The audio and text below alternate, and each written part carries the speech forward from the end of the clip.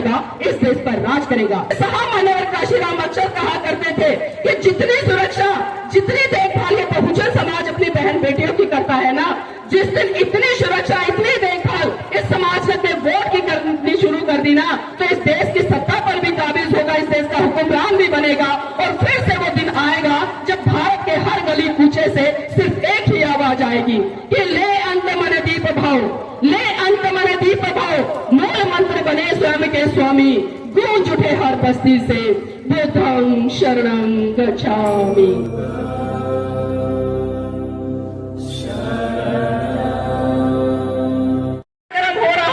लाखों की भीड़ हो तो बताइए इस महिला को कहाँ होना चाहिए, कहाँ होना चाहिए?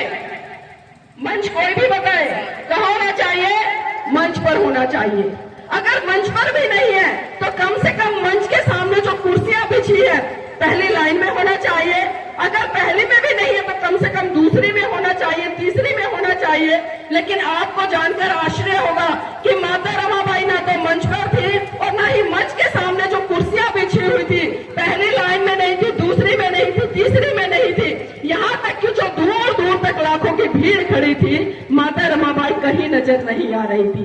बाबा साहब भी भाषण दे रहे थे, टकटकी लगाकर बड़ी आस भरी नजरों से भीड़ में निहार रहे थे कि कहीं तो मुझे मेरी रामू दिखाई दे, लेकिन दूर दूर तक माता रमाबाई कहीं दिखाई नहीं दी।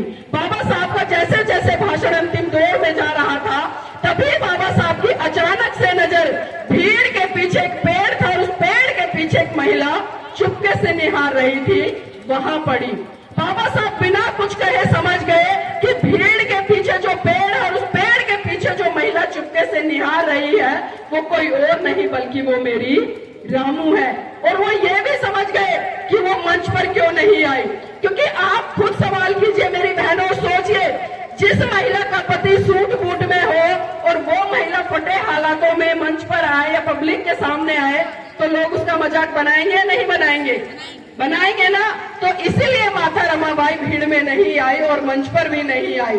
बाबा साहब का भाषण जैसे जैसे अंतिम दौर में जा रहा था और जैसे ही बाबा साहब का भाषण खत्म हुआ, बाबा साहब भीड़ को चीरते हुए सीधे माता रमाबाई के पास पहुंचे और उनका हाथ पकड़कर बोले कि रमा, रमा मुझे माफ करना, रमा मुझे माफ करना। रमा ऐसा नहीं है कि मैं तुझे एक से कीमती एक आभूषण नहीं दिला सकता। रमा ऐसा नहीं है कि मैं तेरा साजो श्रृंगार नहीं कर सकता। रमा ऐसा नहीं है कि मैं तुझे सुंदर सुंदर साड़ी नहीं पहना सकता। लेकिन रमा, जितनी जिम्मेदारी मेरी तेरे प्रति है उससे कहीं ज्यादा जिम्मेदारी मेरी इस भारत देश की प्रत्येक महिला के प्रति है, जिसको ठीक से वस्त्र, शरीर ढकने के लिए वस्त्र भी नहीं मिलते। तो सोचिए मेरी बहनों, जिस माता रमाबाई ने अपने पूरे जीवन में कभी कोई सुंदर कीमती साड़ी नहीं पहनी और आज उसी माता रमाबाई के त्याग, समर्पण, बलिदान के कारण इस बहुजन समाज से लेकर पूरे भारत देश की महिलाएं 100 रुपए से लेकर 1-1 लाख रुपए तक की साड़ियां पहन रही हैं।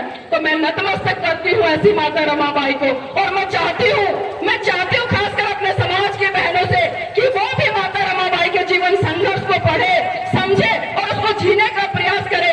और जिस दिन इस भारत देश की तमाम महिलाओं के साथ साथ में बहुजन समाज की महिलाओं ने या अन्य महिलाओं ने माता रमाबाई के जीवन का 10% भी जीना शुरू कर दिया ना, तो आज मैं अयोध्या की इस नगरी में गारंटी से कह रही हूँ कि इस भारत देश में एक नहीं बल्कि हजारों अम्बेडकर पैदा हो जाएंगे।